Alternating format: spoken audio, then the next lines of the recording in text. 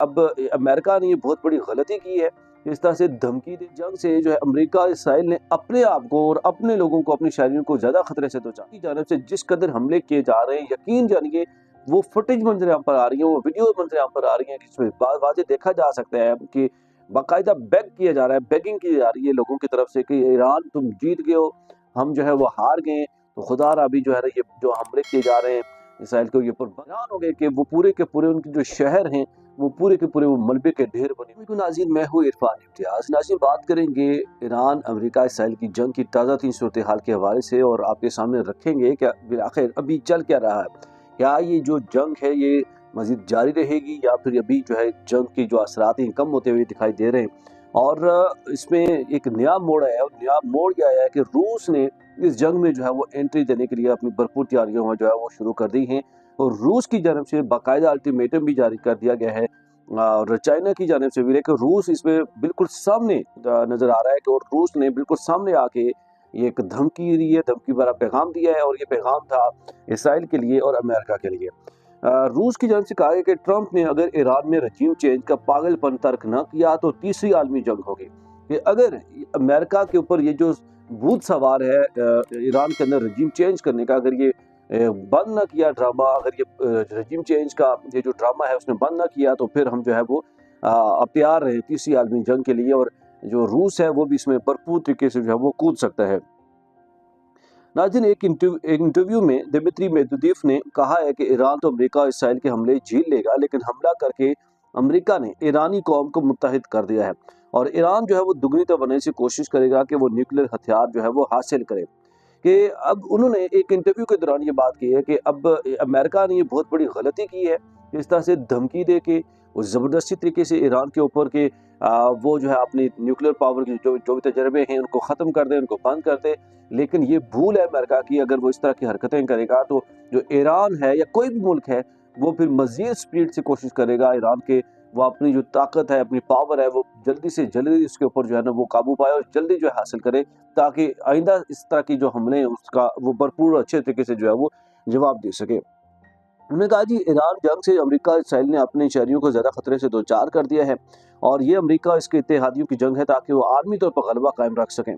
कि उन्होंने कहा ईरान जंग से जो है अमेरिका इसराइल ने अपने आप को और अपने लोगों को, अपने शहरियों को ज़्यादा खतरे से दो चार कर दिया है और ये अमेरिका इसके इत्तेहादियों की जंग है ताकि वो आर्मी तौर पर गलबा कायम रख सके। उन्होंने कहा जी ये इन्होंने बहाने बनाए, मतलब इस तरह के ईरान के ऊपर के इस तरह कभी एक बहाना न्यूक्लियर हथियार के हवाले से, कभी दूसरा बहाना, लेकिन वो असल में ये चाह रहे थे कि वो ईरान के ऊपर अमेरिका उसका इत्तेहादी जो है बिलखुसूस जो है इसराइल, और ये आपस में इनका एक गठजोड़ है और ये गलबा पाना चाह रहे थे जिसकी वजह से इन्होंने इस तरह की हरकत की है। अच्छा, मैं आपको बताना चलूँ, उनकी बात से बिल्कुल वाज़ेह हो रहा है ईरान की जानब से जिस कदर हमले किए जा रहे हैं, यकीन जानिए वो फुटेज मंजर यहाँ पर आ रही है, वो वीडियो मंजर यहाँ पर आ रही है, जिसमें वाज़ेह देखा जा सकता है कि बाकायदा बेग किया जा रहा है, बेगिंग की जा रही है लोगों की तरफ से कि ईरान तुम जीत गए हो, हम जो है वो हार गए। तो खुदा अभी जो है ना ये जो हमले किए जा रहे हैं इसराइल के ऊपर बंद कर दो। यकीन करें हमने वो वीडियोस देखी, वो क्लिप्स देखे कि जिसमें हैरान हो गए कि वो पूरे के पूरे उनके जो शहर हैं वो पूरे के पूरे वो मलबे के ढेर बने हुए हैं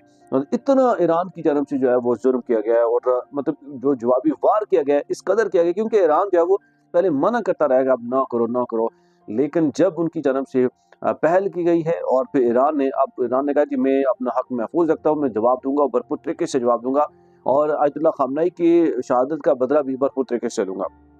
साबिक रूसी सदर ने मजीद कहा कि अगर ट्रंप ने ईरान में हुकूमत बदलने की कोशिश का पागलपन वाला रास्ता तर्क न किया तो यकीनी तौर पर तीसरी आलमी जंग शुरू हो जाएगी और कोई भी बात इसका नुक्ता आगाज बन सकती है। मतलब अब इनकी बात से आप अंदाजा लगा सकते हैं कि उन्होंने कहा तीसरी आलमी जंग शुरू हो सकती है अगर उन्होंने रजीम चेंज की कोशिश की और उसमें कोई भी बात इसका नुक्ता आगाज, मतलब इससे आप अंदाजा लगा सकते हैं बात बिल्कुल वाजे कह रही है कि किसी भी छोटे बहाने को, छोटी चीज को लेके रूस भी बीच में जो है वो एंट्री मार सकता है। मजीद बराम मेदवेदेव ने यूरोपीय रहनुमाओं को इंतहाई अहमक करार देते हुए कहा कि अमेरिका जानता है कि रूस से न्यूक्लियर तनाज़े की कीमत क्या अदा करनी पड़ेगी और न्यूक्लियर तनाज़ा हुआ तो हिरोशिमा नागासाकी की न्यूक्लियर बम हमले बच्चों का खेल नजर आएंगे। अब इस पे ये मजीद ये बात जो है वाजे करती है जिसमें मेदवेदेव ने कहा कि ये यूरोपीय रहनुमा जो है वो इंतहाई अहमक हैं, पागल हैं और अमेरिका जानता है कि रूस से न्यूक्लियर जो तनाज़ा है उसकी कीमत क्या चुकानी पड़ेगी। मतलब आप इससे अंदाज़ा लगा सकते हैं कि जो ईरान के ऊपर हमला है वो रूस अपने आप के ऊपर हमला ये कंसिडर कर रहे हैं। उन्होंने कहा जी कि आप ये जो न्यूक्लियर तनाज़ा है ये अमेरिका नहीं जानता कि उसको कितनी कीमत जो है वो चुकानी पड़ सकती है। और फिर हिरोशिमा और नागासाकी के जो वाक़यात हुए थे, वो ये जो अभी हम करेंगे, अगर अब वर्ल्ड वार 3 होती है, तो इसके आगे वो कुछ भी नहीं लगेंगे कि वो मतलब कुछ भी नहीं हुआ था। मतलब इतना बड़ा, हालाँकि आपने देखा था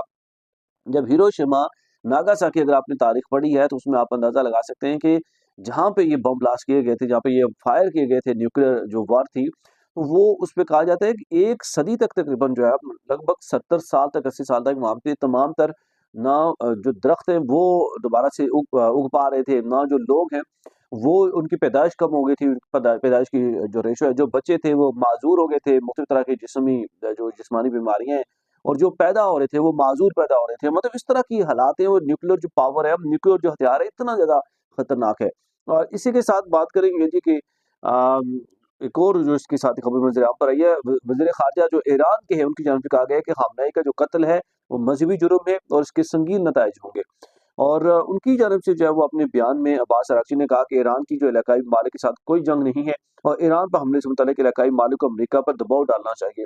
कि उन्होंने कहा जी हमारे मुस्लिम ममालिक हैं उनके साथ कोई जंग नहीं है, लेकिन जहाँ-जहाँ अमेरिका के अड्डे हैं, हमारा मकसद सिर्फ़ उनको ख़त्म करना है, उनको तोड़ना है। तो अब उसपे जो है वो ईरान का साथ दें, ताकि अमेरिका के ऊपर जो है दबाव डाला जा सके। उन्होंने कहा कि अमेरिका ने मुज़ाकरात के बीच में ईरान पर हमला करके सफारतकारी को धोखा दिया है। कि एक तरफ यकीन करें कि वो मुज़ाकरात की बात करता रहा है ईरान के साथ, दूसरी तरफ वो अपनी फ़ौज भेज के उसने हमला भी कर दिया। मतलब ये दोगलापन है। आप देखें कि माज़ी में भी उसने इस तरह की कई हरकतें की। एक तरफ जो है मुज़ाकरात की बात की जाती है, दूसरी तरफ जो है वो हमले कर दिए जाते हैं। ईरानी वज़ीर ख़ारिजा ने अमरीकी हमले में जाँ बहक 160 तालिबात की कब्रों की तस्वीर भी शेयर कर दी, और कहा कि ये वो रेस्क्यू है कि जिसका ट्रंप ने ईरानी अवाम से वादा किया था। और उधर सेक्रेटरी जनरल ईरानी national security council Ali Larijani ने कहा कि ईरान ने लंबी जंग की तैयारी कर रखी है और अपनी 6000 साला तहज़ीब का दिफा करेंगे। कि ईरान के पास इस वक़्त अगर हम बात करें जो एटमी हथियार हैं, वो ये कहा जाता है कि अगर हर रोज़ 6000 या 10,000 तक इसके राउंड अबाउट एक डिजिट बताया जाएगा कि अगर डेली इतने मिसाइल फायर करे, तो फिर भी ईरान जो है वो 3 महीनों तक लगातार जंग जो है वो मिनिमम जंग लड़ सकता है। और 3 महीने लगातार जंग से मुराद ये है कि आप उस वक़्त उसके पास इतना असलहा मौजूद है, पूरी दुनिया को ख़त्म भी कर सकता है, वो इश्यू नहीं है। तो नाज़रीन, उम्मीद करता हूँ व्लॉग आपके लिए इन्फॉर्मेटिव रहा होगा। इसके साथ अपने मेज़बान इरफान इम्तियाज़ को दीजिए इजाज़त। अल्लाह हाफ़िज़।